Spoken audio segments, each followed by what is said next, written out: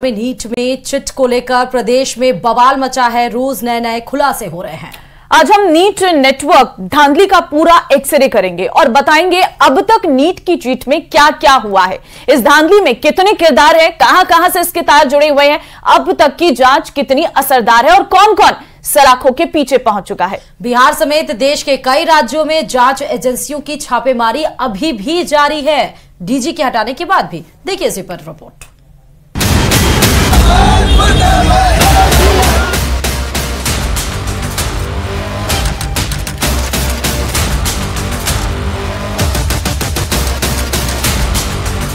Professor NEET paper leak की धांधली का सूत्रधार एक प्रोफेसर है। उसका पता झारखंड का हजारीबाग है, जिसने मशहूर वेब सीरीज मनी हीस्ट के प्रोफेसर की तर्ज पर पेपर लीक का कुचक्र रचा। पुलिस जांच में अब तक जितने पर्दाफाश हुए हैं, उससे सिग्नल मिले हैं कि पेपर लीक की पहली और सबसे अहम कड़ी यही प्रोफेसर है। बाकी सब के सब प्रोफेसर के शातिर स्टूडेंट, जिसमें बिहार एपिसोड का सरगना है संजीव मुखिया।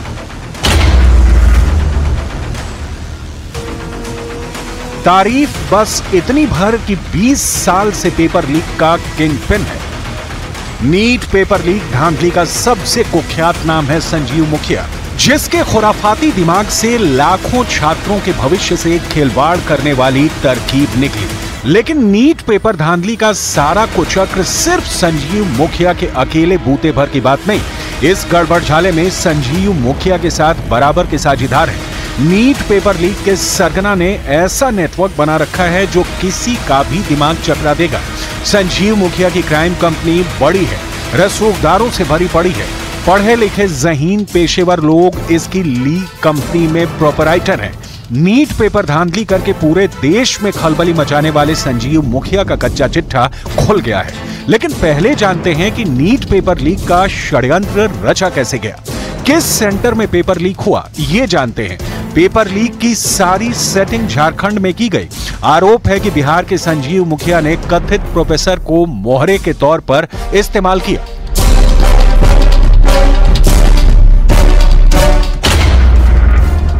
देखिए, सबसे पहले झारखंड के हजारीबाग के एक सेंटर से पेपर लीक हुआ और यह पेपर पहुंचा एक कथित प्रोफेसर के पास।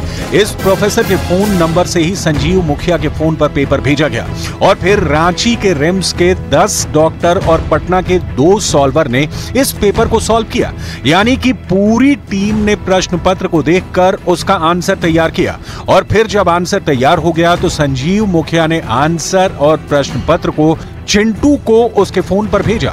इसके बाद पटना में सवाल और जवाब का प्रिंट आउट निकाला गया और पटना में ही लर्न एंड प्ले स्कूल में जो अभ्यर्थी ठहरे थे, उन्हें परीक्षा से एक दिन पहले रात में सवाल और जवाब रटाया गया।